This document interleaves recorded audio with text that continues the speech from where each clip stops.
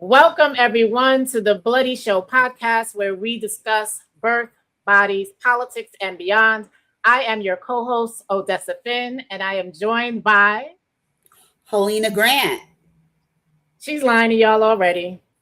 Her name is Helena fucking Grant, and we all know it throughout the city, throughout the state, and throughout the nation. We are licensed midwives, and we are here to discuss things in midwifery as well as reproductive health and politics, as the name of our show indicates. We are going to bring up a thumbnail so that you can see what we will be discussing tonight. We will be taking a look at RFK versus Summer Lee. I will also be getting into Breonna Johnson and Dr. Perry Johnson. We'll take a look at Dr. Gray. That has been a discussion that has been going on online. It hasn't quite hit the media yet, but we'll be discussing it here. And of course, this is a conversation that's been going wild online. Absolutely wild. Absolutely wild. Absolutely wild. Today, Bryant. So we will be getting into those things tonight. Cheyenne Bryant. We're not going to say doctor. Well, that is to be determined now, isn't it? Because people are still investigating whether or not she actually does have the credential. Yeah, I think the investigation is over, but okay. Okay, well, we'll be getting into that tonight. But before we get started, we do want to just share a little bit about ourselves. I, again, am Odessa Finn. I'm a licensed midwife in the state of New York since 2011. You can read about all the wonderful things that I do as a midwife in the description of this show. And I'll let Helena say a little bit about herself as well.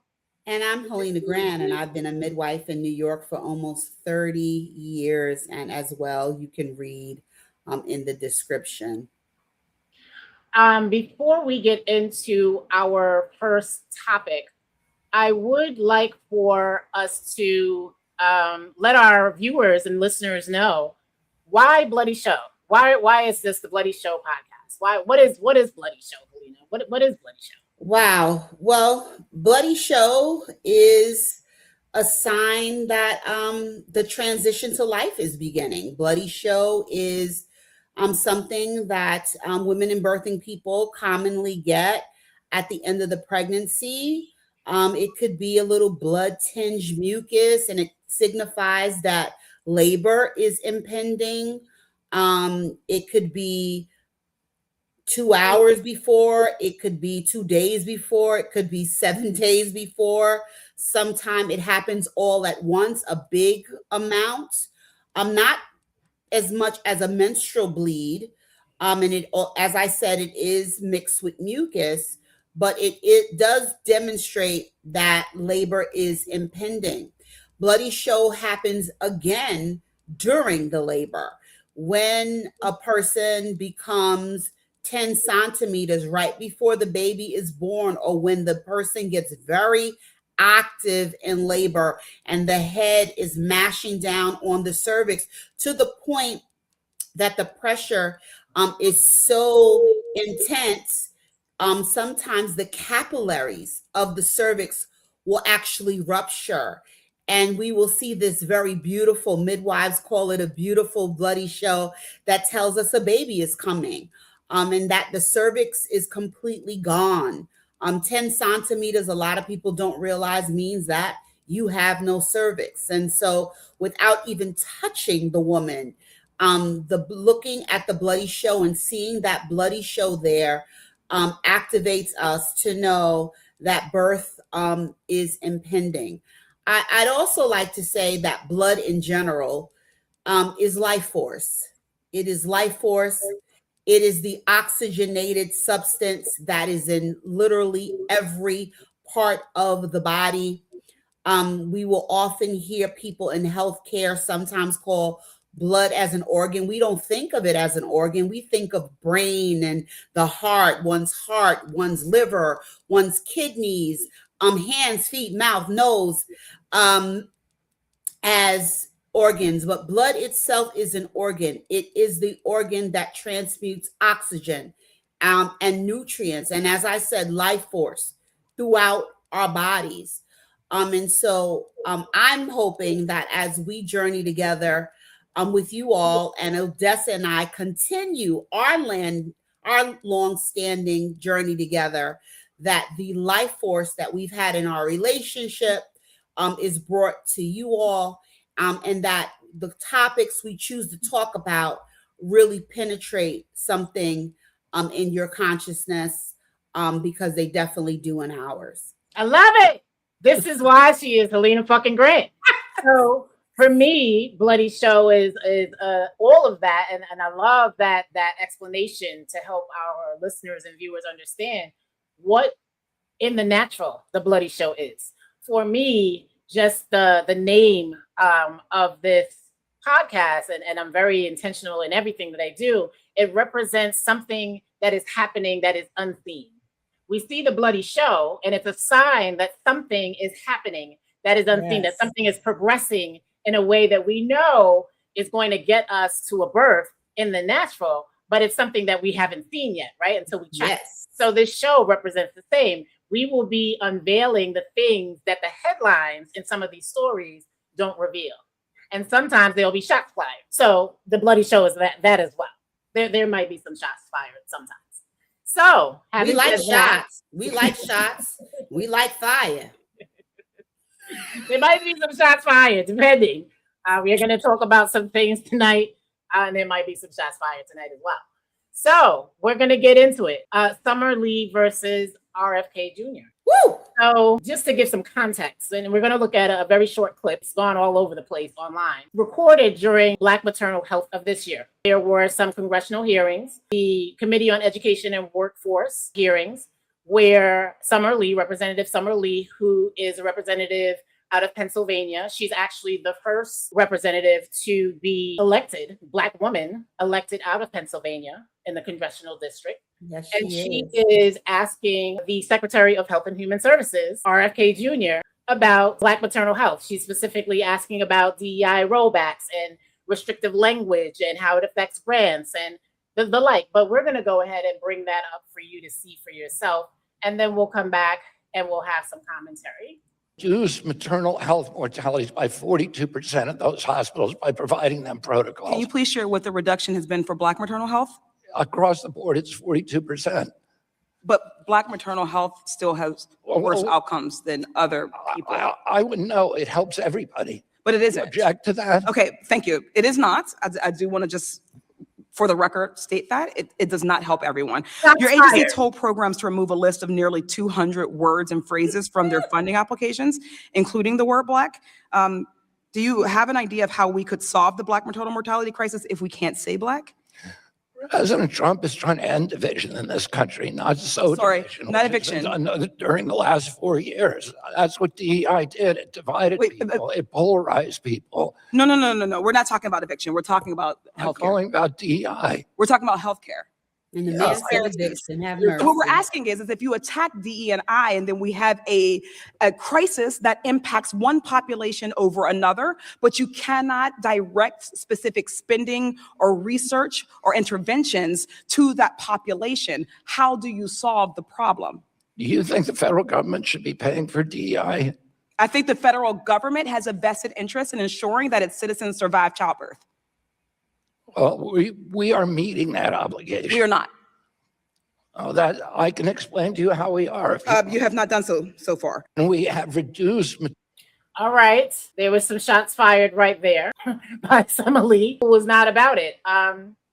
Your thoughts, Helena? Well, me understanding the history of childbirth in America, particularly for the descendants of enslaved Africans, as a descendant of enslaved Africans myself, as a Black woman, a person who has practiced the art and the science of midwifery for close to 30 years and being a nurse in the NICU for 2 years and on the labor and delivery, as I called it at that time. I no longer use the word delivery. Prior to that, and with my vast knowledge at this point of maternal mortality and morbidity, specifically in the state of New York and in New York City, even more so and some knowledge of maternal mortality around the United States of America, particularly in what I'm going to call the slavery stronghold states. I felt like what he was saying, let me correct and rebuke myself. What he was saying was untrue. It was appalling. A lot of people don't realize that there are certain states that have actually stopped reviewing maternal mortalities, particularly states that are not open to and supportive of women birthing people, womb bearing people, having abortions, having reproductive rights. And that this 42% that he talks about, it was shocking to me. Maybe it might have been more palatable if he had said, we reduced this by 8%. But we know where is this being reduced at? Because the CDC pretty much has been shut down from collecting all the data. We know that a lot of the data systems went away. Our colleagues at the American College of Obstetrics and Gynecology were great enough to, start when they said they were going to take down PRAMS, which is the pregnancy monitoring system, and a lot of other maternal mortality data.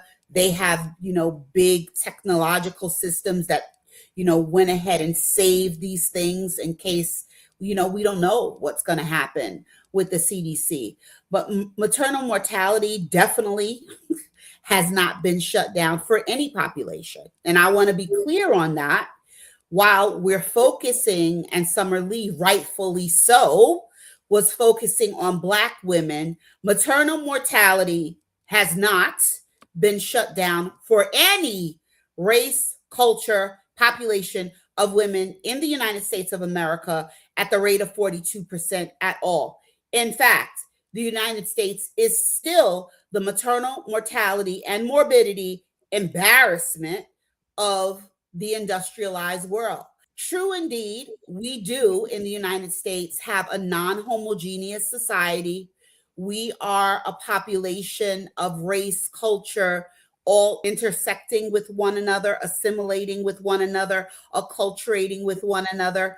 But we do know, due to racism, due to purposeful under-resourced going into Black and brown areas, particularly Black areas more, due to redlining, due to reproductive rights being stripped away, and due to the history of discrimination and racism, period, with Black people not being understood, not being listened to, that we have higher rates of maternal mortality. Even to take it further, the very definition of maternal mortality as it relates to the United States of America, pregnancy rates and mortality are divided into two categories. Pregnancy related are deaths that happen that are related to the pregnancy.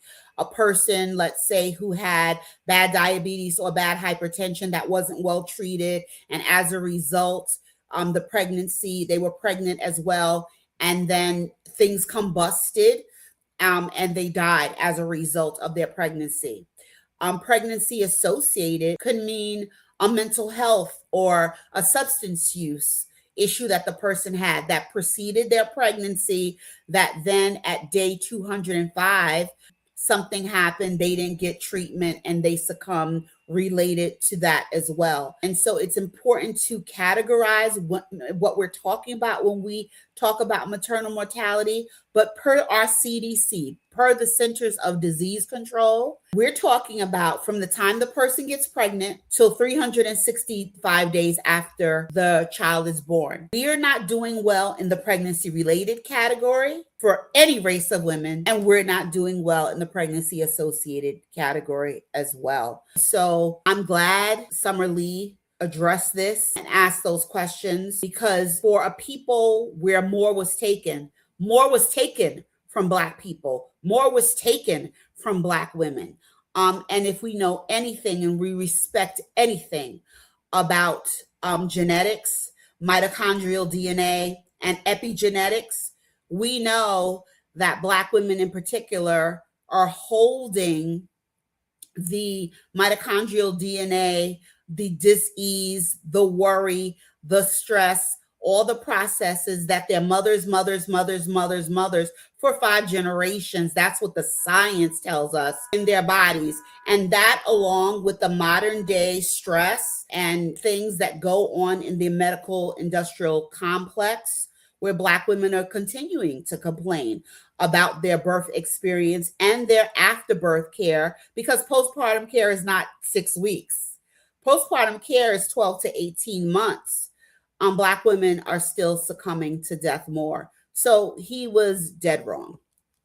And something that you said about the United States being the embarrassment of resource nations. When we look at these maternal deaths across the board, at least this state, because we can speak to our state where we're midwives, many of these deaths, up to 80% of them, have been deemed as preventable. Exactly. So that tells you again about the structure and medical industrial complex. You know, of all of the things that were said during this back and forth with Summer Lee and RFK Jr., the thing that stood out to me the most was when Summer Lee asked about maternal health outcomes for Black women.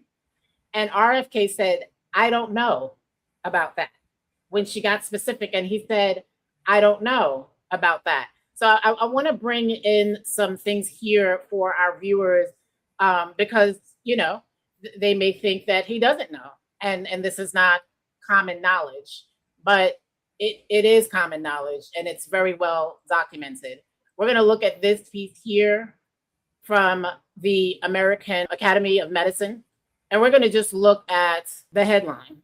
AMA adopts guidelines that confronts systemic racism in medicine. And this is right in 2021, okay? This is, and many organizations came out in 2021 talking about this, and we're going to go here. Systemic racism in medicine is the most serious barrier to the advancement of health equity and appropriate medical care. This was from AMA board member Edwards. Today's actions by the House of Delegates, and they're talking about the actions that were being taken in 2021. Let's go to another piece here. Again, we're not making this up. This is very well documented. The CDC, and Helena already touched on the fact that, you know, many of the data collecting and researching agencies are being shut down. You can see here that this page is archived for historical purposes and no longer being updated. This is another one that was from 2021. Media statement from the CDC director, Rochelle Walensky, Racism in Health, giving a statement here about the fact that it is racism and not race. It is not biology of Black people that is causing them to have disparate outcomes. It is racism, and systemic racism at that. Now, this director has since resigned from her position, and we see many of the things that unfolded with the changing of the guard in this respect. So these are very well documented happenings for Black people. Many agencies coming out and speaking against racism and calling it out as a factor for these disparate outcomes. But even for himself, RFK Jr. knows personally what it means for Black people to have disparate outcomes. RFK Jr. was heavily involved in the production of the documentary through his organization, Children's Health Defense, that talks about things like the Tuskegee study of untreated syphilis in the Negro male. That was the name of the study. Experimentation on the enslaved people. And a lot of what was brought forth in this documentary came from Harriet Washington's book, Medical Apartheid. So it is not, and of course they talked about Henrietta Lacks and how she was exploited and her cells used for medical education and advancing cancer research. So RFK Jr. is very well aware that what he was saying is not. I forgot. I'm going to say he's captured. Well, between 2021 and now 2026, the ecosystem around these conversations has shifted vastly. We don't need to get into all the reasons why. I think everybody has the news and has social media, so they know why. So, you know, that could be the reason why some people have decided and willfully forgotten what they knew in 2021. They no longer know in 2026. Yeah, he said he didn't know. He's the Secretary of Health and Human Services.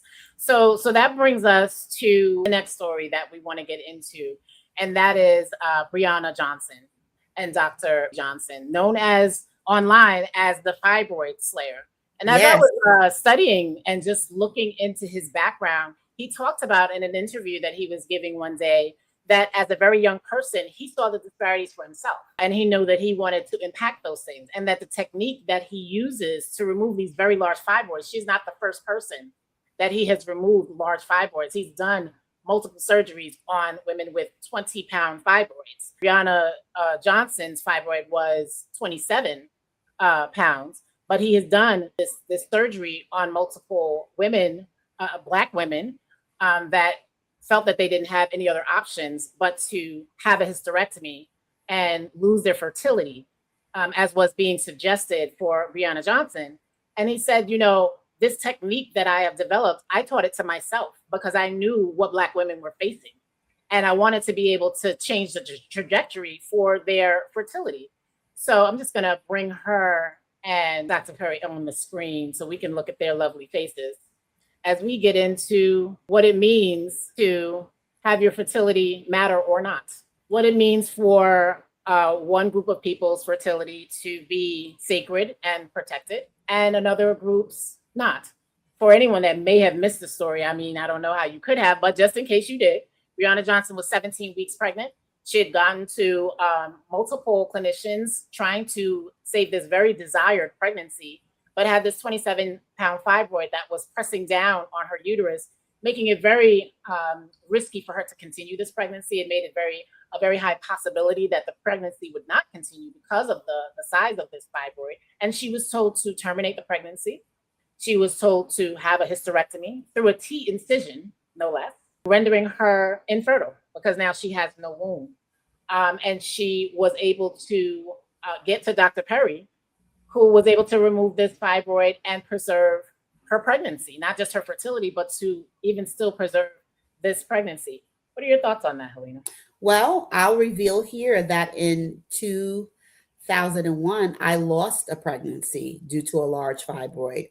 My fibroid was 16 centimeters. It wasn't quite as big as this young woman's, but it was big. I subsequently had a myomectomy, but this option was not available. But my thoughts are that it is a hell of a thing, and I mean that with every fiber of my being. It is a hell of a thing to be in the medical space and sit back and watch how developments happen for other people, not only longevity, but to have quality of life, and to have things like fertility. The disconnect with Black women in fertility is the inside out thinking that, oh, Black women have a lot of babies, that racist thinking, and that they wouldn't need something like this.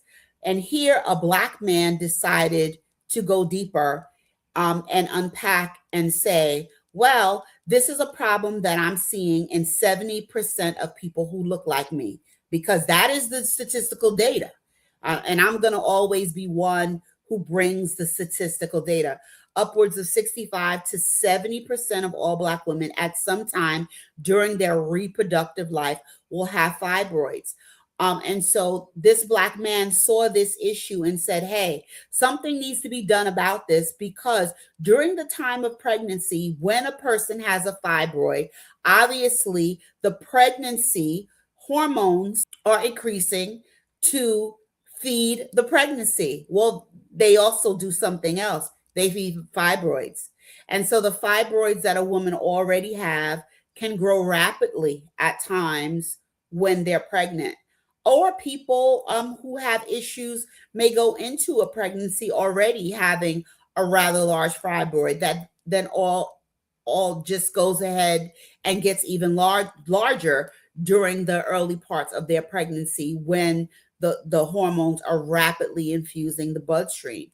And so for him to realize this problem and decide, hey, let me do something about it. Let me develop a special technique, because I want to preserve the wombs of these women. They deserve to be mothers too. They deserve not to have their fertility destroyed and not to lose desired pregnancy. I think he's just a hero for Black women. And just to add to what you're saying about this propagandizing of Black women as hypersexual, having a lot of babies, having high fertility rates, there are a number of Black women that suffer with infertility for a number of reasons. Uterine fibroids likely being the leading cause. It's very high in the Black community. A lot of Black women also are afflicted with PCOS, polycystic Yes. ovarian syndrome. And so their fertility is impacted in that way. And because of the disparities in access to care, quality of care, delayed diagnosis, financial barriers, when people can pay to have fertility treatments, this is it's very expensive, and there are often multiple rounds required to have a successful pregnancy. All of these barriers get in the way of having children for Black women, as quiet as it's kept. So to hear RFK say, it is for everyone and it's covering everyone, it is not. And I really commend Summer Lee for bringing the fire, because it needs to be brought when we have people like the Secretary of Health and Human Services speaking out of pocket in that way. So yes, Dr. Perry is an absolute hero, and I loved his story, just hearing about how he went the extra mile because of what he saw and what he could do in his capacity as a clinician to change that trajectory. I want to get into something else that folks, I think, need to be aware of when it comes to the remarks and the mindset that was being put forth by RFK Jr. Because this, while this woman didn't have a maternal death or a fetal death, her fertility, this is about reproductive rights, right? And reproductive justice. Her fertility was put at risk. And if she hadn't gotten to Dr. Perry, she may have lost out on the opportunity to bear her own children. I think his name is Pierre. Pierre. Excuse me, thank you. Yeah. Pierre Johnson, yes. Thank you. Yes, Pierre Johnson. I want to get into this here for folks who may not be familiar with this part of Fannie Lou Hamer's life, because a lot of people know about Fannie Lou Hamer being a civil rights activist, being someone that was brutally beaten for standing up for the right for Black people to vote, and lived with long-term damage from the beating trying to get the right for Black people to vote. But I don't know that people are aware of the fact that Fannie Lou Hamer's fertility was taken away from her. Yes. Her husband wanted to have a large family, and she underwent what was called the Mississippi appendectomy. She went into the hospital for one thing and came out without her womb. This was a practice that was done, and Helena already touched on this, the southern states that have a long history. This is where I got Perry from. Fannie Lou Hamer's husband's name was Perry. She underwent this procedure, and it was quite common in those states to go in for one thing and come out without a womb. So this is not something that is new. This is why being able to bring context, to use language, to have grants and funding and research and literature out there that brings these types of things to the forefront when it comes to the reproductive rights of Black women is so important. That we can't just say that a uniform way of legislating the outcomes in reproductive health is going to be a solution. Helena, your thoughts on the Mississippi appendectomy? I mean, the experimentation that has been done in this country on Black women, and I'm going to also lift up our Puerto Rican sistren as well, because hysterectomies, Mississippi appendectomies, and what they were calling them in Puerto Rico when the United States took over Puerto Rico as a territory, there were multiple unwanted. There's a whole generation. I'm not going to say multiple unwanted. There is a generation of women who got forced hysterectomies in Puerto Rico and in the southern states as well. And quite frankly, sometimes these practices came up north for Black women as well. And so when we see these discussions talk about who gets what and who doesn't get what, I'm going to boldly say that Black women are owed these things. Who, because of this history and because of what has happened to our foremothers, from the treatment of disease, to the maltreatment, to the disparities, to the racism, to the experimentation, to back to slavery, to the forced breeding, to the rape. This is her story. This is who we are. This is what we carry with us. And that is part of the legacy of fear and of the medical apartheid that we experience down to today. And so when we look at a person being in denial about not only the history that we hold, and I'm using the word hold purposefully, but also the history that we still endure, the history that we endure now, it becomes problematic of them representing our needs as people who need healthcare. It becomes problematic representing what we desire, what we need, what we are owed. And it becomes problematic standing up for how we can be healed and really move forward in subsequent generations. And the issue for me, practicing in these medicalized spaces as a midwife, as a Black woman living in a Black body, and I hear these conversations about shared decision making and client-centered care and community-centered care, that it sounds nice. There's a deep disservice and a deep unconsciousness that goes on in these medical spaces, in my observation, that does not account for the history that people are coming with. It doesn't account for the fact that when folks are declining, I will always correct people that say, oh, this person is refusing. No one's refusing anything. If we believe in shared decision making, the person is declining. They have gotten the information that they need, and they have the legacy that they're bringing into the hospital and into whatever medical space they're in that informs them that I don't want this if I don't need to have it.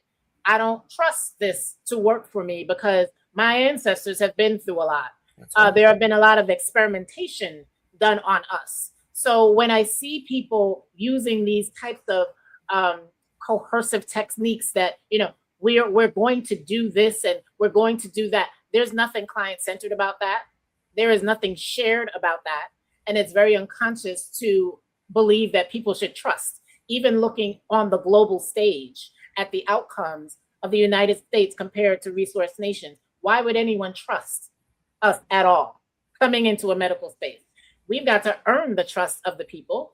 And that is just completely lost in a lot of spaces that I practice in. So I will always push back on people's deeds because their words are nice, but their deeds don't line up as far as I can see. It's far and few between and very rare that a person can really talk the talk and walk the walk when it comes to centering the client and their needs and their wants and what they deserve. It was only just a few years ago, the practice of women being vaginally examined without their consent while under anesthesia was stopped. So, let's talk about it. Okay. So, we're not, and that's for all women. That wasn't a Black woman thing. So I want to be clear.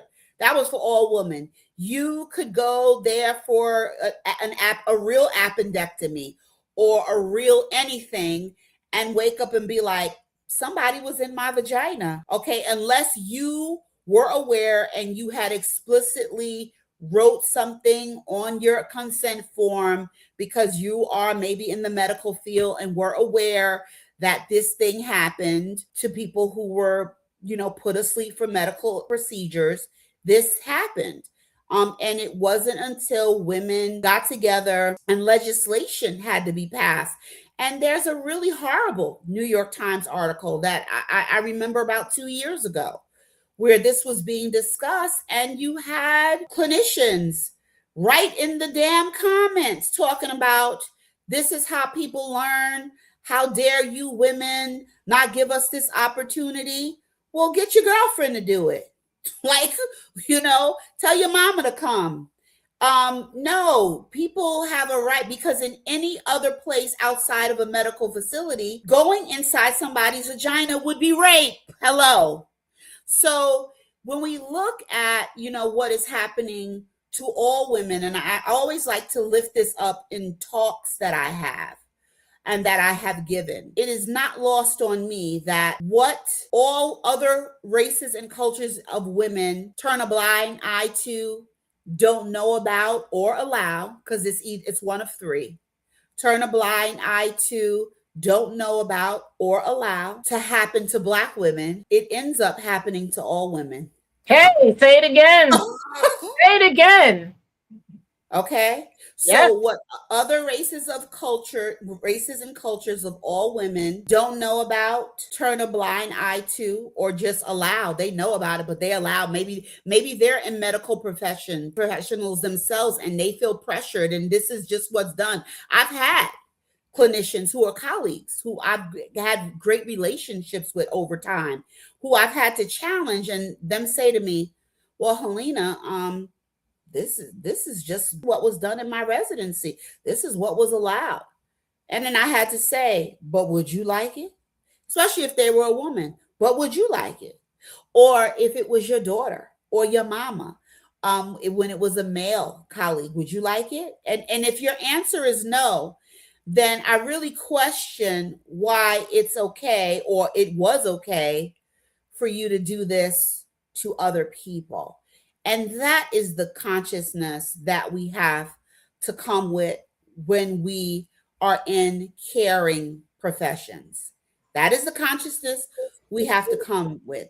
If you wouldn't like it for yourself, or your sister, or your mama, or your daddy, or your son, or your cousin, then I'm really wondering why you walk into a building and you think it's okay for other people, and at times you've even participated.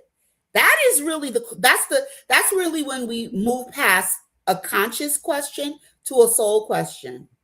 What's really going on? Because there's other ways to learn than to do it without consent. There are people who will let you do it. There are people who you can hire and pay to practice on. So why are you violating a person when they're unconscious and can't give consent? When in any other genre, like outside in these streets, that's against the law. So, we really need to look at the umbrella of medicine is sometime, and has sometime, that been used as a shroud for wrongdoing and the perpetuation of wrongdoing. Well, when we talk about the medical industrial complex, that's what comes along with some of this, that there is a consciousness that is people are indoctrinated in, and they feel like if they speak out, I mean, I've spoken to students at various levels, and when I talk about being able to pull out wrongdoing, they're always so curious about how to do it, because they're taught to just go along to get along.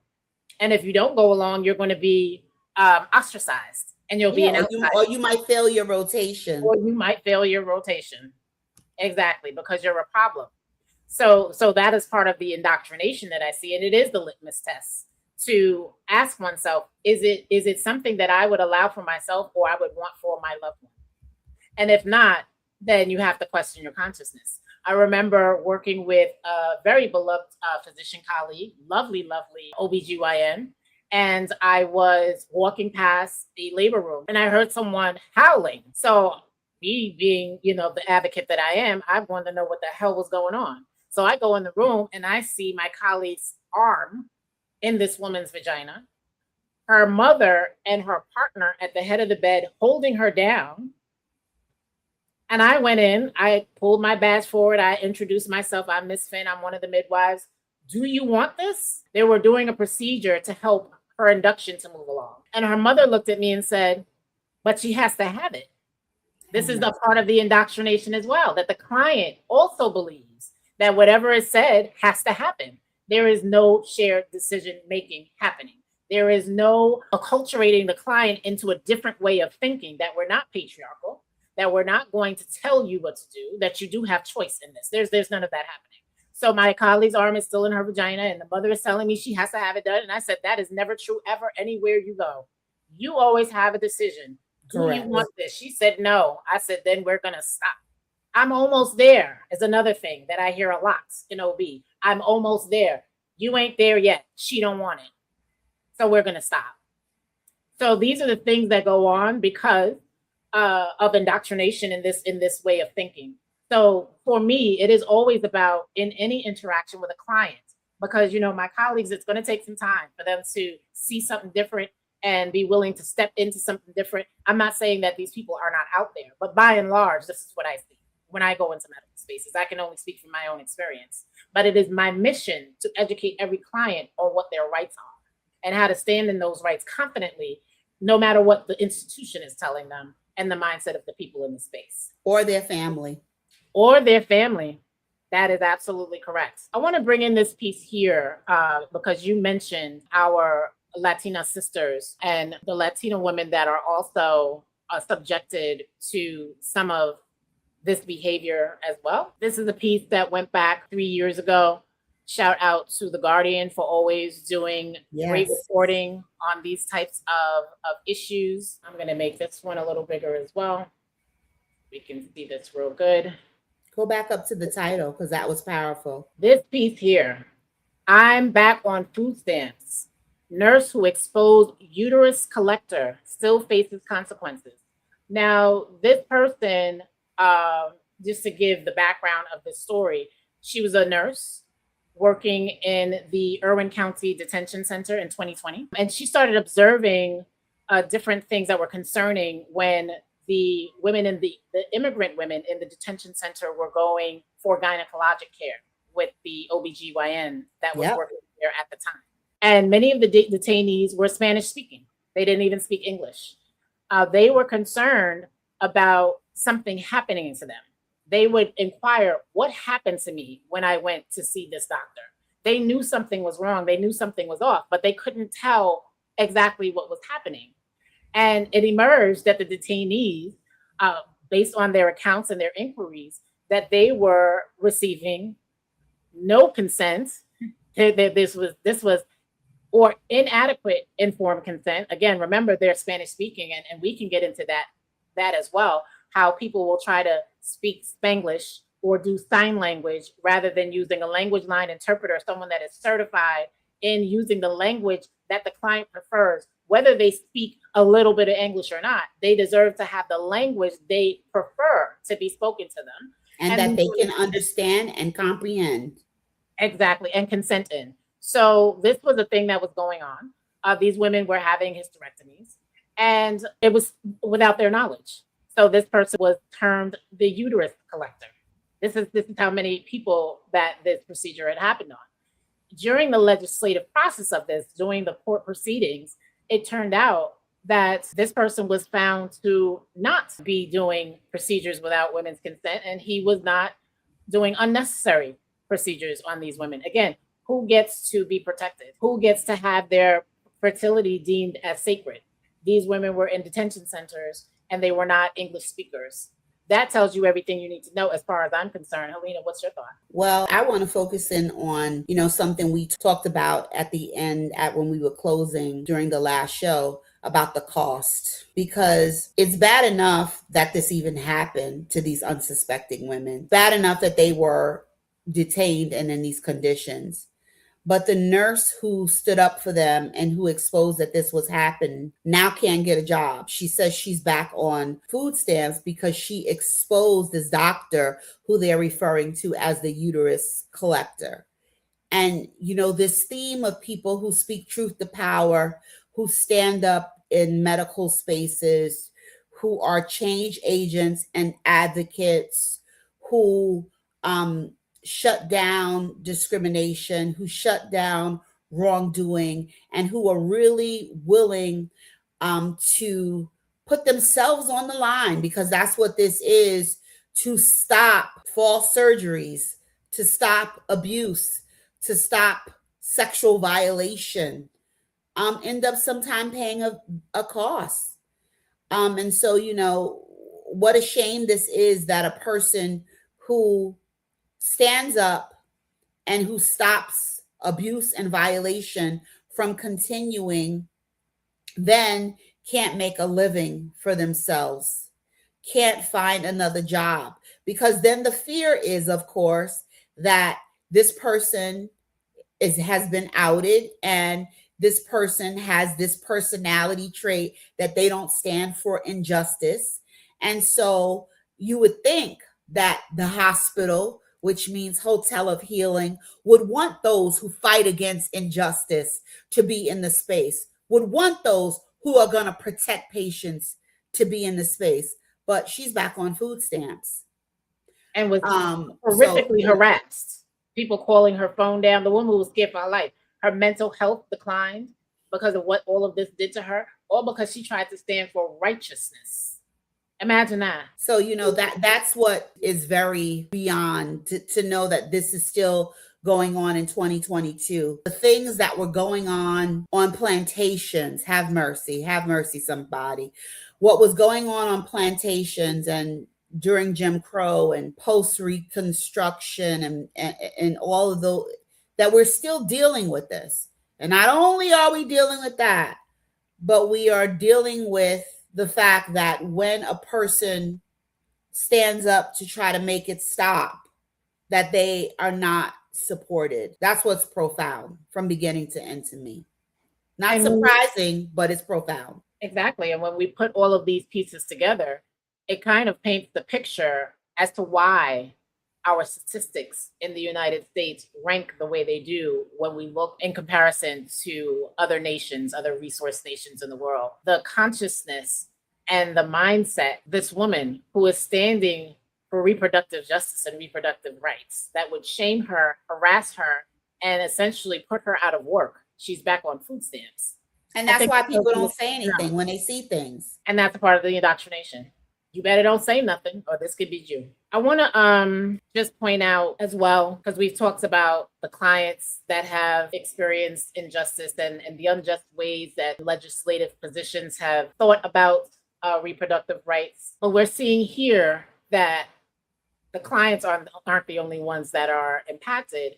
We're seeing that also the clinicians are severely impacted as well. So I want to bring in this story about Dr. Gray. Dr. Gray is a resident. This story has not hit the mainstream media from what I could see in my research. I've been keeping an eye on it. I see it largely being talked about online.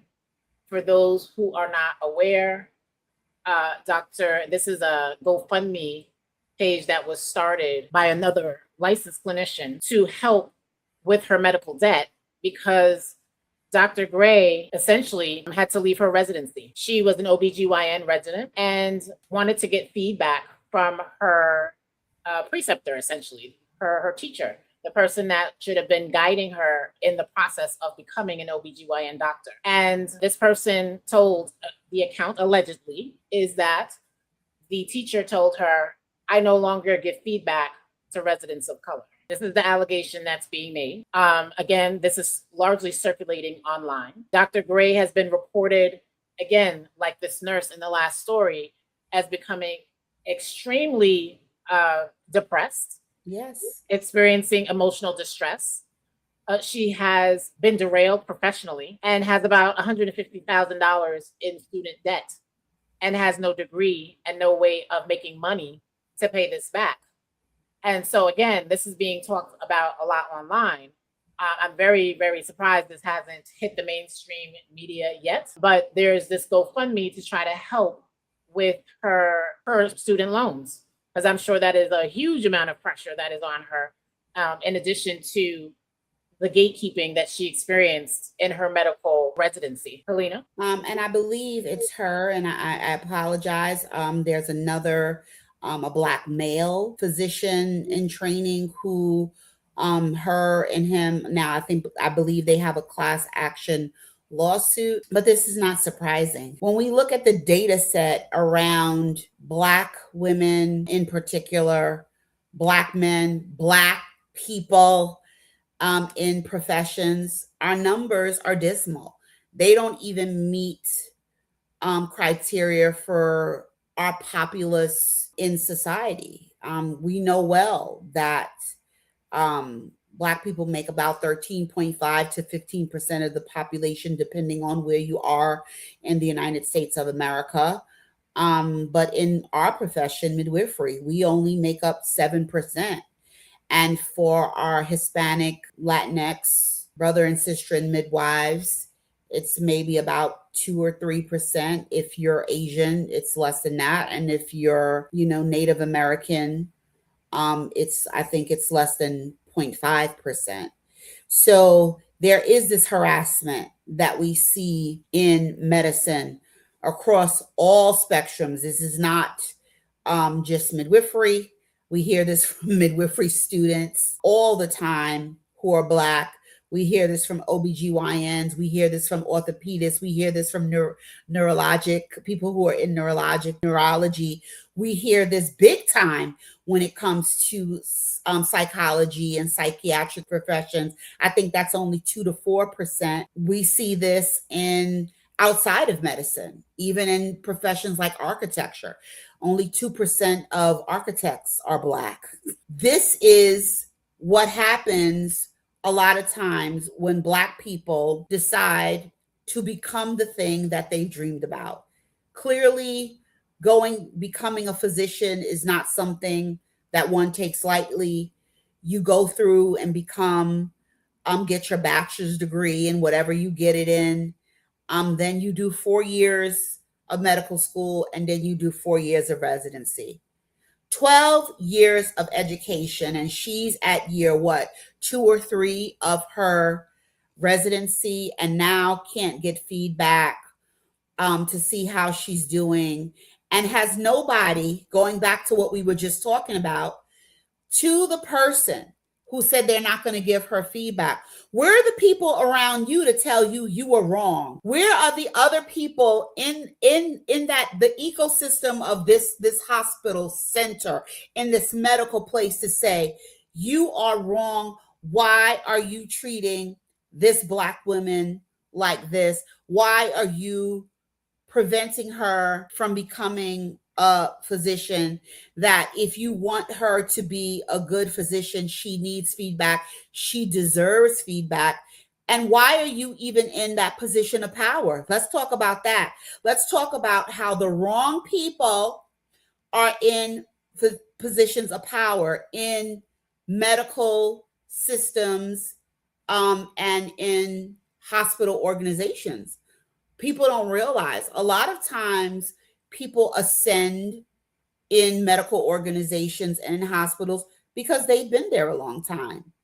Your chip comes up. You've been around, you've shown some faithfulness, you know how to navigate who's who, not because you're studied in leadership, not because you are studied in emotional intelligence, not because you are studied in strategy, not because you are studied in how to help build a team, not because you're studied in how to have people work together as a unit, not because you're studied in reproductive justice, history, and how to care for people holistically. You don't have to know none of that. You don't have to know none of that to decide you want to derail somebody's career and not give them feedback.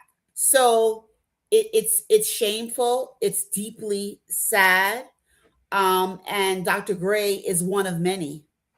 She's one of many over many lifetimes that have gone through this, but we're in 2026. And so here is where, when people say racism don't exist no more, it's not happening no more.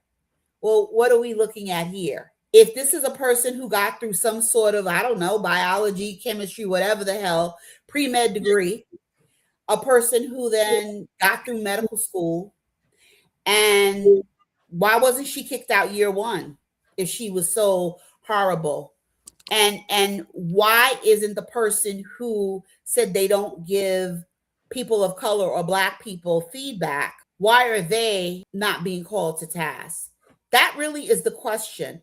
What is so wrong with our society that we don't challenge the wrongdoer, that the wrongdoer is always the person who is sitting in the seat of power. That really is the question. And that is what shows me that the more things change, the more they stay the same. Especially in the medical industrial complex. This is a part of how the system and the structure stands. Not calling out these behaviors and calling people to task, going along to get along. And when you talk about leadership, yeah, these are the people that are allowed to ascend because they're going to hold the status quo. They're not going to shake or rattle the apple cart. And so we have more of the same. And when we look at what you said at the top of the conversation about epigenetics, how does this impact this young woman and many who have gone through the same experience? What genes are being turned on in her health profile because of the legacy of terror? This is the form of terror. Yes, it is. Being I love that you're using that word, terror. Yes. And what does the body know? That it's different, that it's no different than being hunted.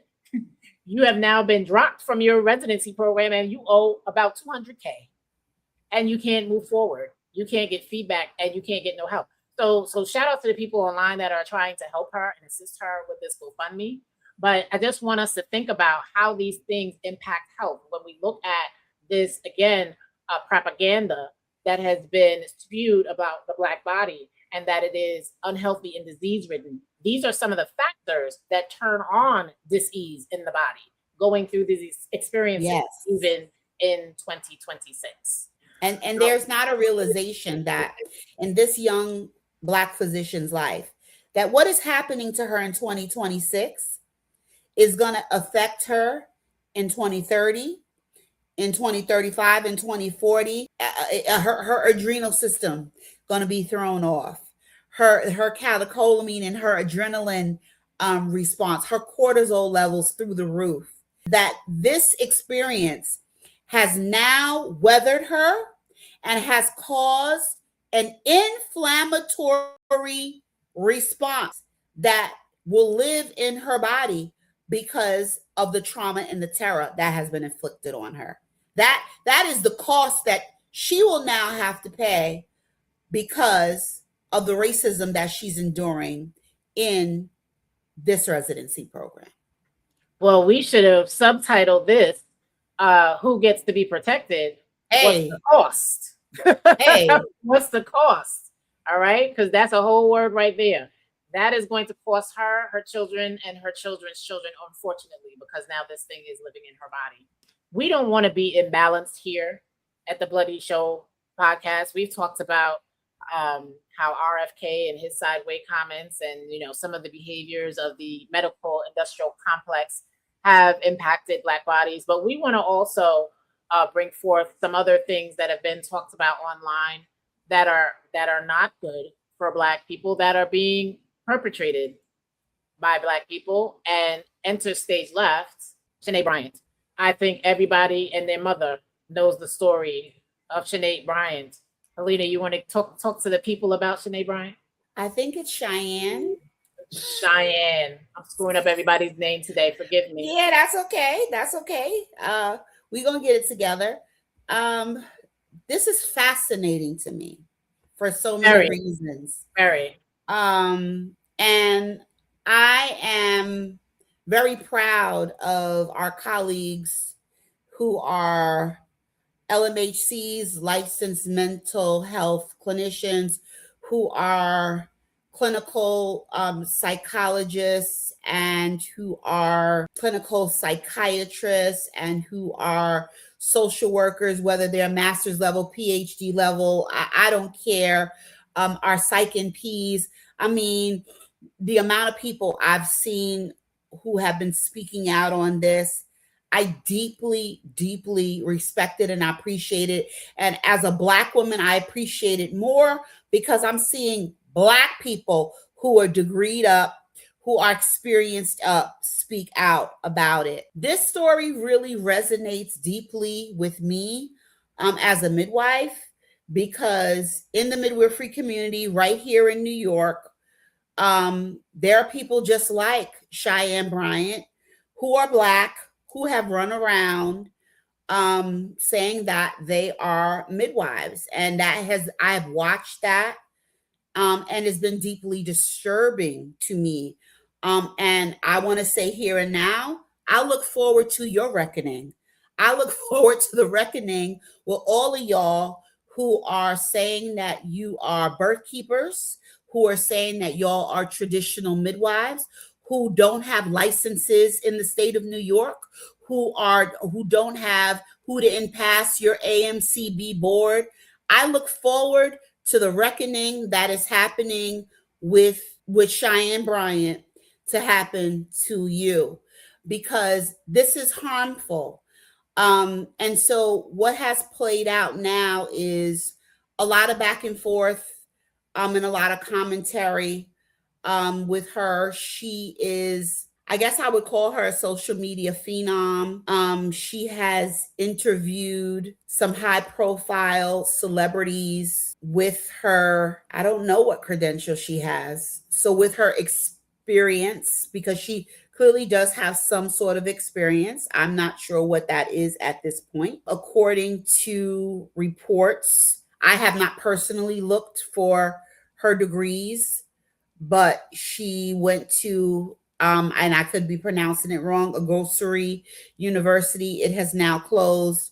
But however, if you are Doctor of Philosophy, meaning if you have a PhD in any discipline, your dissertation remains online.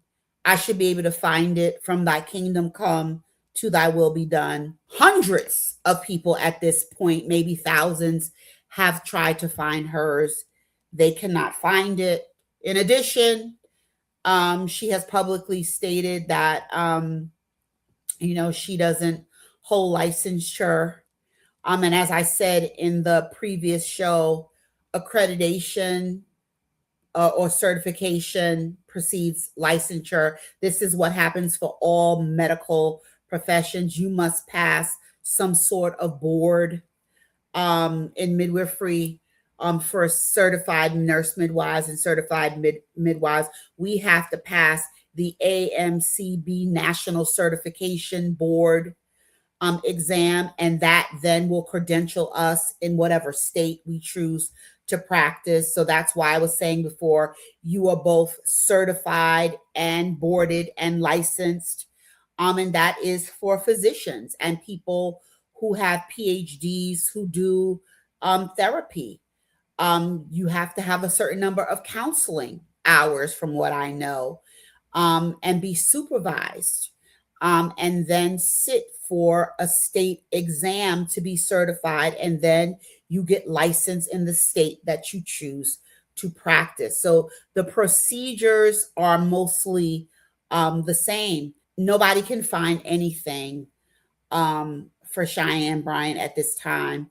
This is a person who has now secured book deals as well. And people are pissed. And there's a lot of discussion about harm that has been done, particularly to the Black community. And another discussion that I've loved taking in is the power of pretty. And I'm going to take it further and not just call it the power of pretty, because particularly to those of you in midwifery doing it, I'm going to call it the power of energy, because I know that the power of pretty is one sort of power, and that is energetic too. But, as Odessa and I said in the first show, we don't shy away from being spiritual beings. And I know that those of you who are doing it in midwifery, that it's caught up in this spiritual value system that you claim to ascribe to. The spirits that I know that walk with me tell me that certification, passing awards, and studying to show thyself approved in whatever profession that you have decided and that you have been called to, maybe, is important to pass that test and to show your degrees. I'm going to show your licensure as proof in your ability to care for other humans. And that it is irresponsible, quite frankly, not to be able to do that, especially as a Black person, knowing the history of our people based upon some of the very topics we've been talking about regarding experimentation, and I'm going to even say manipulation of the mind. Leading people to believe you are something that you are not is mind manipulation. They're not choosing. You are telling them that you have a care skill set that you actually don't.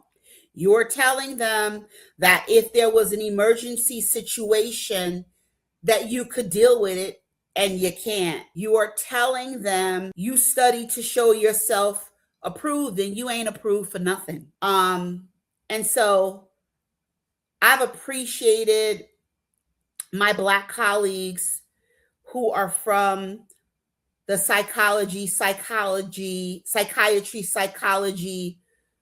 social work, counseling, of I mean, because it's so many people speaking out about it. And I'm hoping that at some point, midwives who've been sitting on this, who know about what's going on in our community, physicians and nurses start speaking out like the Canadian midwives did and say, no, you're not going to do this, and you're not going to bastardize our profession or the profession of our colleagues that we work in concert with. And to discount the protective nature of training, the protective nature of apprenticeship, the protective nature of the tools that one garners when they enter any profession that is going to be dealing with a human life. The mind is such a delicate thing. To think that anyone would be willing to play with someone's mental health is deplorable. Equally as deplorable is playing on the history and the legacy of medical apartheid, that Black people, by and large, for a very long time, would not even seek mental health professions or mental health assistance. So now that tide has turned with this new generation. Shout out to the millennials that was like, look, Yes. I need help. My mind ain't right, and I'm not going to suffer in silence like my ancestors did. But now look at what's happening with people willing to pose as it relates to midwives that are pretending and posing. And when things go left, that they're not equipped with because they did not take the necessary steps to train themselves appropriately, that slip out the back door, that show up in hospitals when things go left and say, I'm just a friend, and then slip out the back door. Then I am also waiting for the reckoning that is due. I want to also touch on something that I noticed. Yeah, the clinical, the licensed, and the trained professionals, shout out to them for bringing this to the forefront and fiercely fighting.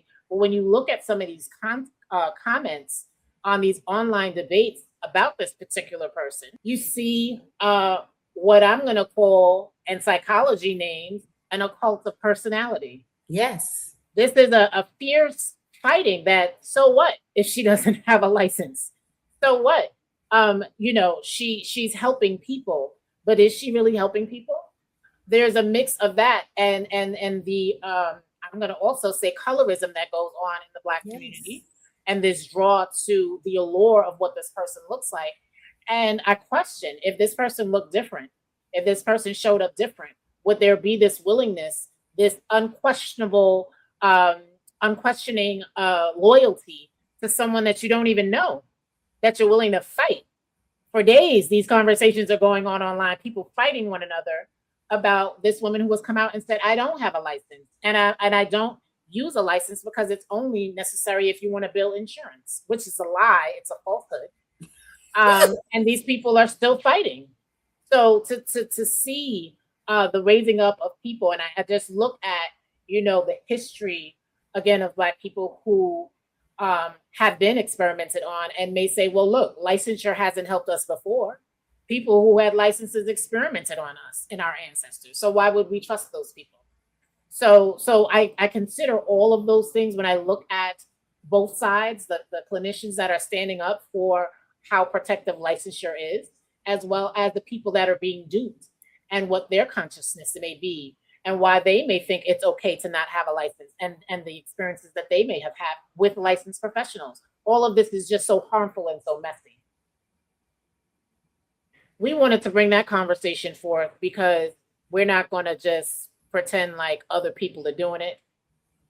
Sometimes Black people are doing it and doing more harm than any other group to Black people themselves. Yes, we And are. We're in hurting that, each other.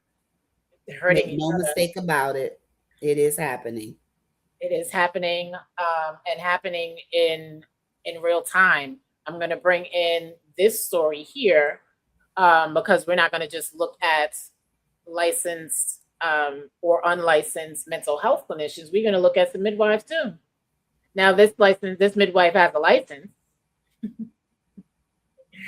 but she's on the lam and don't want to give retribution to a family who was awarded a judgment of $12 million for what was deemed as mismanagement of an obstetric emergency called a shoulder dystocia. This is a high emergency in obstetrics. We talked about this a little bit in the last episode. The emergent nature and the skill required to help a baby who is experiencing a shoulder dystocia. So for those who don't know what that is, it is when the shoulder of the baby is stuck. It is stuck behind the birthing person's pelvic bone. There is no amount of yanking. There is no amount of pulling. There is no amount of yelling push that is going to get a baby out that is experiencing a shoulder dystocia. This requires skill that midwives are trained in and can resolve. I've resolved shoulder dystocias very successfully. I even had a sprained wrist for 6 months, getting a baby out that was stuck successfully and with no harm. But we are trained in how to do this. But this midwife was found to have yanked and caused severe nerve damage to this baby for a family in Florida where she attended the birth. And a judgment was awarded to this family, and the midwife, again licensed, continued to not show up for court cases and for the proceedings. And eventually the court got more aggressive about pursuing this person and her license. And so she bounced. She just tears broke out because she wasn't willing to face the music. What are your thoughts about this lady, Selena? Well, can you remind me? Because did she have malpractice insurance? I don't remember reading about her having malpractice insurance. Because I don't remember specifically, but the only reason why you're running is if you don't have malpractice insurance. Because if you have malpractice insurance, listen, you messed up, you're going to go to court, the insurance company is going to send the lawyers there, and you're going to pay out the family. I mean, and then you can decide whether you're going to hang up your midwifery thing and not practice anymore. Maybe you're going to move on and learn from it. No judgment either way. But if you have malpractice insurance, you're not bouncing. You're not evading court. You're not doing anything. You're going in to face the music with your attorneys, and this is what is going to happen. And your insurance, because you have malpractice insurance, is going to pay out what the judgment is. So this goes into I suspect this person did not have malpractice insurance. And this goes into what we were talking about last time. And I totally get why some people, midwives, choose to practice without it, especially if they feel called to home birth. But we talked about paying the costs. Us in the hospital, there's a cost we pay if we want to be good midwives, down-ass midwives, as I think I referred to last time. There's a cost we're paying if we're not just shucking and jiving and bowing to medical patriarchy in the system. Well, if you're out of the hospital and you don't have malpractice insurance, where are you getting the millions of dollars from when you make a mistake and you don't know how to dislodge the shoulder and you pull on the baby's head and create massive nerve damage. What are you prepared to pay the cost? Being in the medical profession is not she woo woo all the time. When it's beautiful, it's the greatest thing. It's the greatest thing, not just on earth, in the universe. But when it's bad, it's bad. And we are humans. We are infallible. And so this was the cost. And I suspect that if there was a malpractice insurance policy, this cost, it would be paid. But I don't think there is. And so that's why there's running. And you're exactly right. So she was practicing in a out of hospital setting and had no liability insurance. And this is the reason that, as much as I love home birth, I had 2 beautiful, delicious home births with my sons, and I would love to practice in that setting. I much prefer it.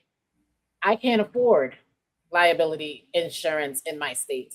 So while many out of hospital midwives will inform the clients up front, I don't carry liability insurance because I just cannot afford the premiums. If anything were to happen, there is no insurance to get a claim from. And that is an understanding that they will have with the family. It is not good enough for me, should anything happen, that they get no retribution, that there is no financial compensation. So my moral and my ethics just don't allow me to do that.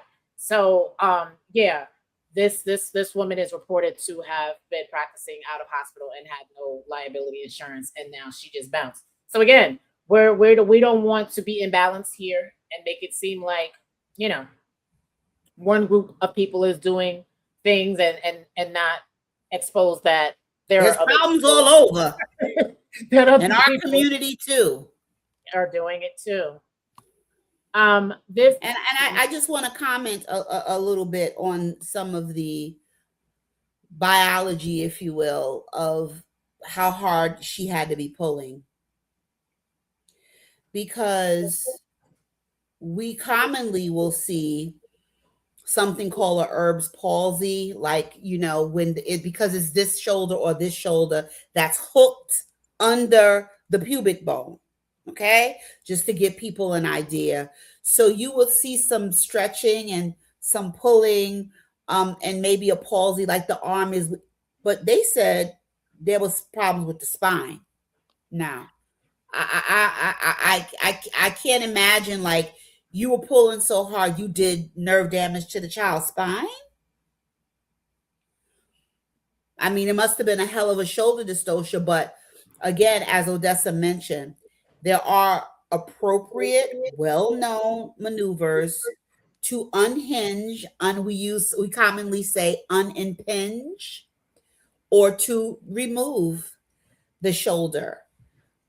Because as Odessa said, there's no amount of pulling, yanking, you know, that you're going to do it and, you know, move the baby, because it's bone against bone. It's the shoulder up against the mother's pelvis. It's just, all you're doing is sitting bone against bone. So you keep, pulling to the point that there was some spinal nerve damage. That was, you know, that was quite serious. Yeah. And babies can be quite tough. We've seen reportings of babies being left in the cold for days and they survive. And it's not to say that, you know, we don't treat babies with the utmost of care, but we know that babies can be quite tough. Just to give some more context to how much pulling has to happen. And what you're saying, Helena, is a really great segue into this last piece that I want to bring in here about, folks may remember this story out of Georgia. This was an OBGYN. We're going to talk about everybody today. That attended a birth for this couple. And this couple also, their baby experienced the shoulder dystocia. And the OBGYN continued to pull on this baby pull on this baby, pull on this baby. And I remember reading the stories and hearing the lawyer give the press conference. I mean, the first time I listened to the account of how much damage, that there were bones broken in the baby's neck, how much force, having been in a shoulder dystocia. And make no mistake about it, being in a shoulder dystocia can be extremely terrifying because you've got 4 minutes, in my estimation. That's my clock. People say 5 minutes, 4 minutes to get the baby out and have a good baby. And so terror can't take over. Again, yelling and screaming and the room swelling can't take over and telling the person to push. You got to go into, I know what to do.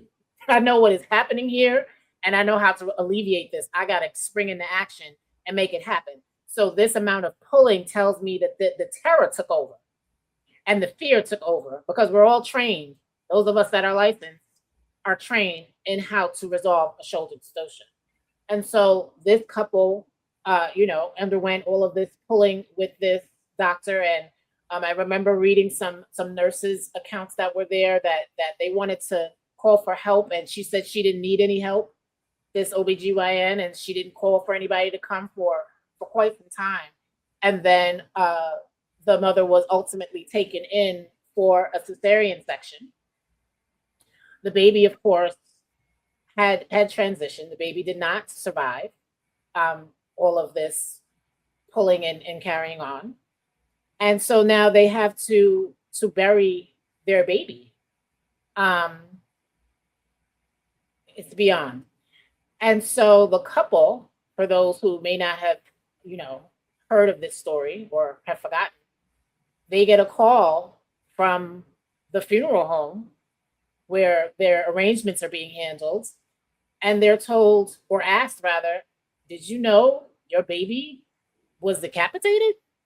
Did you know your baby's head was off? So they wrapped this baby up, because the mother did hold the baby and bond with the baby before it went to the funeral home. The family did spend time, which is usual and customary if the family wants to do that, to spend time with their baby if it doesn't survive.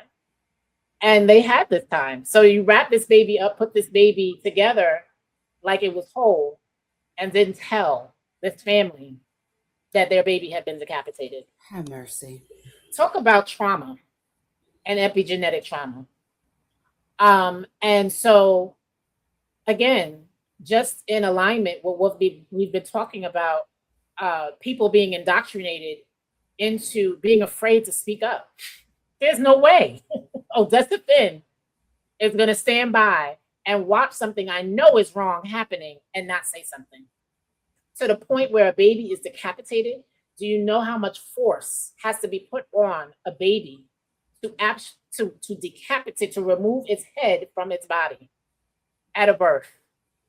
The amount, it just again tells me the amount of fear that must have been going through this person that knows a shoulder dystocia doesn't resolve this way. There's never been, that I know of, a shoulder dystocia that was resolved, which is continuous pulling. Helena, your thoughts? Well, I mean, we learned this acronym in midwifery called DOPE. Not dope you smoke, but that as a clinician, you should consider yourself a dope.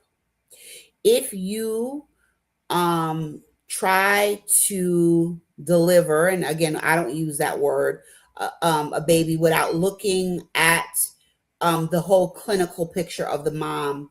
Does the mom have diabetes? The O is for obesity. Is she post dates or post gestational pregnancy? Did she have excessive weight gain? And I would even add, is the fetus, is the baby a large size? So if you see any of these things line up, even one or two, should this baby be coming out of the person's vagina? I would even add another one, a mother who's very short stature with a large baby. These are the things that the clinician needs to consider before they proceed with a labor and a birth, so that it never even gets to a situation that could potentially be a shoulder dystocia. That innate, it's not really innate, but that I'm going to call it that Genesis teaching that we all learn as midwives and as OBGYNs. Those are the things that we need to go back to, so that things don't proceed in this direction.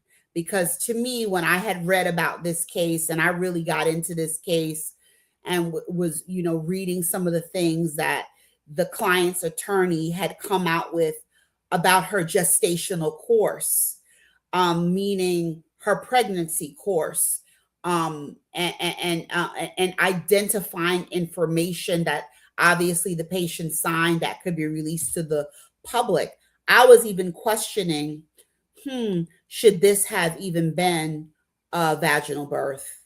And so I think that it is sad and egregious, what happened, but sometimes prevention isn't just in the management of the emergency, and saying, wow, this patient is pushing for a long time.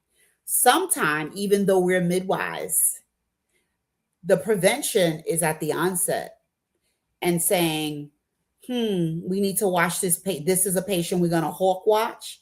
We're going to watch. All patients need to deserve the sacredness of the eye and the touch and the clinical management when needed. But a patient who has multifactorial risk factors, is this a patient that really should be giving birth vaginally? And if what are the things that we need to see? What are the clinical indicators to make us say, this baby in this mom's body is not lining up in the way that we would expect it to? And where's that third eyesight? I call it the third eyesight that comes over many years of clinical practice, where you see the thing happening before it happens. I wondered when I read this particular case, where was that? And as you talk about that third eyesight, I'm reminded of Mother Roberta, who is one of my midwifery mentors. She's retired midwife, has done so much in midwifery during her career. And we were talking one day, and I said, this was years ago, and I said, things in OB can change so quickly. I forget exactly what we were talking about, but what she said in response, it has never left me. And I have applied this not only to my midwifery practice, but to my entire life. She said, no, it doesn't. If you are always paying attention, you will know something is going to happen. And I mean, that has been 110% correct in my midwifery practice and in my life. And so as I applied that to my practice and I saw how accurate that was, and I see how the medical industrial complex really is going for the bag and not the client, how clients are 3 to 1 15-minute slot appointment, and our colleagues are rushing through visits to keep up with the quotas that are being put on them, and how much of the high touch that goes into taking care of a human being is lost because of that. I see massive areas for improvement in the care that is offered. And as it relates to this particular case and just some of the things that I've seen that align with what you're saying, Lena, I remember that same shoulder dystocia where I injured my wrist. This was a 16-year-old that had a 10-pound baby. 10 pounds. When I went back and I looked at her antenatal course, because I wasn't her care clinician, I was someone that came in and she was already in active labor and ready to give birth. That girl had gained 60 pounds. That's the size of a child. A school-age child is 60 pounds.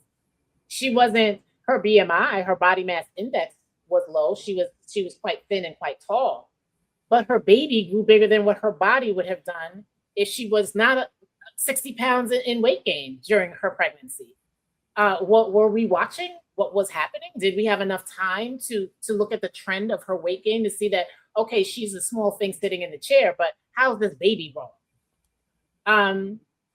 And thank God I was able to negotiate that shoulder dystocia. I got her, but the baby was perfect and she was fine. But ever since that experience, and I look at, I've always watched the weights, but I'm even more Hawkeye-ish at watching the weights. And I see easy across the spectrum, people gaining 60 and 70 pounds in their pregnancy.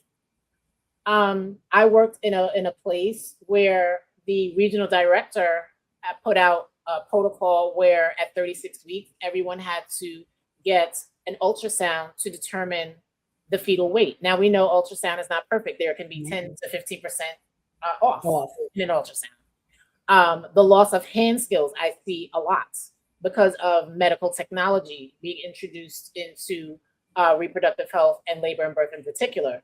And so when I asked her, I said, why is everyone getting this ultrasound at 36 weeks? She said, because we see people coming into the hospital and there's no way anybody could be putting a hand on a belly. These babies are 10 pounds. There's no way that people are touching a belly and not referring them, for a different type of counseling. They're coming in labor and their babies are 10 pounds. So it says a lot. And it's right to your point, Helena. And it goes back to the point of what we were talking about with licensure and the importance of that. Being trained up in a way that helps us to understand what Mother Roberta instilled in me about, no, OB don't change quickly, rapidly. You got to pay attention to what's going on at all times. Hey. That's being trained up. It's not just about having, as I said before in the first episode, it's not just about having a license. It's about the proper indoctrination into what it is that you are going to become proficient and skilled and hopefully have mastery in when you enter into that thing and you're fully immersed. So as we come to the end of our time. And I just want to say one more thing. Yeah. With the C-section rate, the cesarean birth rate being what it is in the United States of America, this person didn't get the C-section? How many people that day, wherever she was, got the C-sections that didn't need it? But this person who clearly needed it, because had she had a cesarean, that baby would have been alive, didn't get it. That was another thing that was so profound to me. We're always talking about the C-section rate and it's too much. But I have found that a lot of people who don't need C-sections get C-sections. And the people who desperately need a C-section don't get the C-section. And that's something that I carry with me and that I meditate on a lot as well. That is 100%.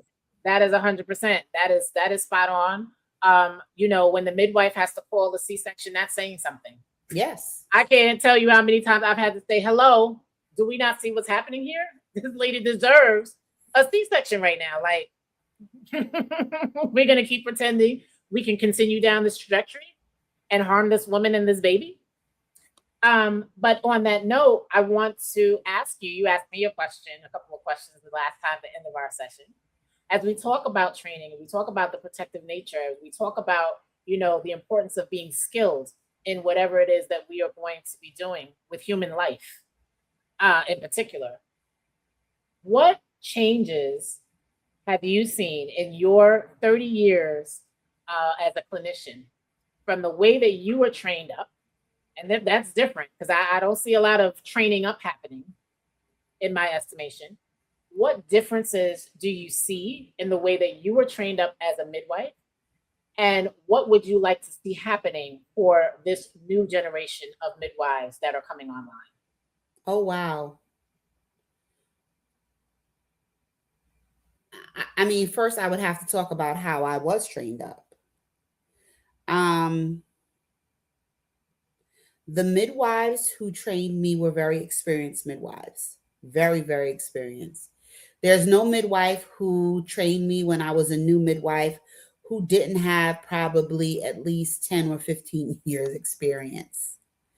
And we were a group of 7 and maybe 7 or 8. And I would say about, and two of us were new, and then another person came later. But the two of us who came together, we had the benefit of, you know, four or five midwives who were just very skilled, all very different personality wise, but very skilled midwifery wise, and very protective of our growth, protective and supportive of our growth as clinicians, willing to jump in when we called them, training us not just in the art and skill of midwifery, but in the beingness of midwifery. There were a lot of discussions that happened in our little, you know, office that were about this balance that, you know, they were very transparent, that they were still struggling with trying to strike between life as women and as moms, or as people who didn't have children, with midwifery.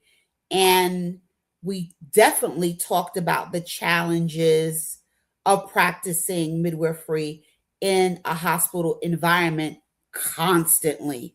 That was not hidden. Nobody was saying it was all right or it was going to be all right. People came in the hospital, in that room. They were mad. They slammed doors. They slammed shit. They cursed. They screamed. They cried. And we went out to do it again. I don't think they were quite as descriptive as I've become when I teach and when I talk about midwifery, possibly because they didn't have the language that I have. But I got very early that I was doing something special. I got very early who I needed to be, because who you need to be in the space as an up and coming midwife is just as much as who you need to be clinically. No, let me change that. Who you need to be is just as important as how you need to show up in your clinical adeptness. They're not separate. They are not separate. A lot of people are running around as new midwives, pulling up their ACOG SMI. But what are you pulling up when the patient is getting violated? What are you pulling up when you see earlies and people are calling them lates? And in this, I'm talking about deceleration. So now I'm going a little bit rogue clinical here. What are you doing when a person is pushing well, but somebody comes and they just want to do a vacuum for fun? You know, how are you learning how to really control the energy? Because there is a time as a midwife, your job is to really to control the energy in the birthing room. Like, do you know how to do that? Or is it you come in and you put on your gown and throw the thing on and you know, you start performing and it's just stupid. Like, I mean, I don't even know it's just stupid. Do you know what it is to midwife, and know what it is to midwife yourself? So those are the things that I was taught, and I hope that I've given to others, and that I would like to see more in training. But I'm going to be honest. I have found that a lot of people, even in my generation, were not given what I was given. And you can't teach what you're not given. Yeah. Which is why we have a lot of issues in midwifery education programs, because people who are teaching midwifery education programs, like when I'm talking like this, they can't even relate to what it is, what energetic conceptualizations I'm even talking about. But what I do know is this: the way you are trained up and built, and I'm going to use the word made. And made is something that people in Black Greek fraternities and sororities you will hear people will say, people who are kind of old school, not say, well, not where you pledge so much, but where and when you were made. Midwifery is a making. Okay, people can be called to to the profession of midwifery. You can be called, but who you turn out to be is about who makes you. Come on, somebody. And that I know. It's about who makes you. Yes. And I was made by some of the greats. And I will also share this. As a Black woman, I only had one Black woman who was in that initial practice, and she was only there part-time. And the 4 white midwives who made me, covered and protected this Black 26-year-old girl like nobody's business. I don't hear that. I didn't even hear that in my generation. I heard people who were Black coming out, being harassed in school, not doing well. So I'm the midwife I am because of how I was made, not just my education, but those formative first 5 years.